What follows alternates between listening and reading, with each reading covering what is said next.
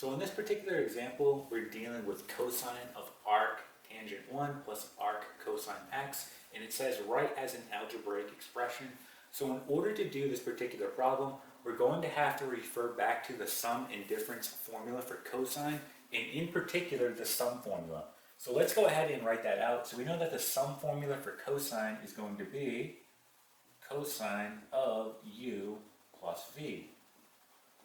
And when we expand this out, it's the following. It's going to be cosine u times cosine v minus sine u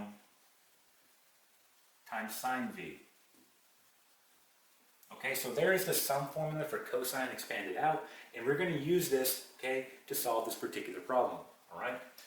So what we're going to do here is go ahead and just write this out using the sum formula for cosine. So again, this part right here, this is my u, okay, and this is my v, all right? So just plugging this information in, we get the following. We get cosine, and then my u is going to be arc tangent 1, right, cosine v, so I get cosine, and then my v is arc cosine x, right, minus sine u, which is going to be arc tangent 1, arc tangent 1, right, and then sine v, so here we go, we get sine,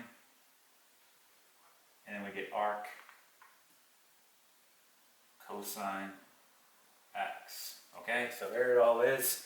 All right, now let's just go ahead and simplify some of this down. We know that arc tangent of 1 using our unit circle, that's going to be pi over 4. So we can go ahead and replace this with pi over 4. So let's go ahead and do that. So we get cosine of pi over 4. Okay, and then just rewriting, we get cosine of arc cosine x minus, again, right here it's going to be pi over 4. So sine of pi over 4, and then sine of arc cosine x. Okay? So again, let's go left to right, and let's look at this part right here. Okay? This right here, we know that arc cosine is the inverse of cosine. So whenever we have cosine of arc cosine, it's just going to return the value. In this case, x, right? It undoes itself, okay, because it's the inverse. So in this case, right, cosine of arc cosine x is just going to be x. So we can replace this whole thing here with just x, all right? So let's do that. So we get cosine of pi over 4, then we get times x, right, minus sine pi over 4, and then this part in particular, right, we actually did a video on this where we found what sine of arc cosine x is. Now I'm not going to go over that explanation in this video. We did cover it in a previous video, so if you are unsure of what sine of arc cosine x is, be sure to check out that video where I give the detailed explanation how to find out what that is. But again, for this particular video, I'm just going to write it in.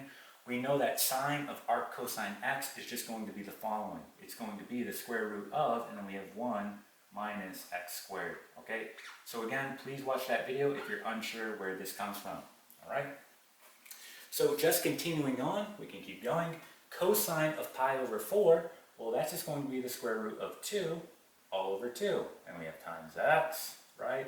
Sine of pi over 4, same thing. That's just going to be the square root of 2 all over 2, and then we have the square root of 1 minus x squared, okay?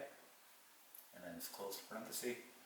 So we can go ahead and go a little bit further now, right? So just rewriting this, we're going to get the square root of 2 times x all over 2 minus the square root of 2, and then times the square root of 1 minus x squared all over 2, okay?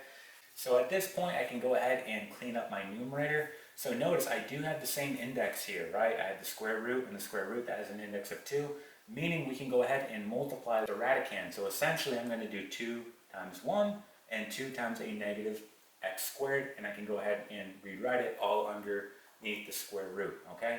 So let's go ahead and do that. I'm going to erase some of this work so we have room. Just going to erase this part here. Okay. So just rewriting this, we have the square root of 2 times x minus, and then we have the square root of, this is going to be 2 minus 2x squared. Okay. Now notice here on my numerator, notice how my numerators here are sharing the same denominator, so I can write this whole thing all over 2 like this. And that's going to be your final answer. So right here is our final answer. Okay.